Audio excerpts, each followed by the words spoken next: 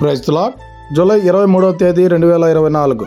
ఈరోజు దేవుడు బలపరచు వాక్యము, క్షమించుడి అప్పుడు మీరు క్షమింపబడుదురు, ఇయ్యుడి అప్పుడు మీకు ఇయ్యబడును. లూకా రాసిన సువార్త 6వ అధ్యాయం 38వ వచనం.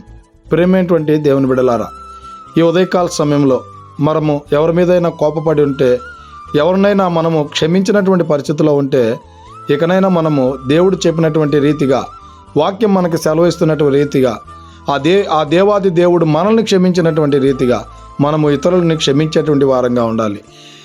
ఆ దేవాది దేవుడు మనకిచ్చినటువంటి రీతిగా మనం ఇతరులకు సహాయం చేసేటువంటి వారంగా ఉండాలి.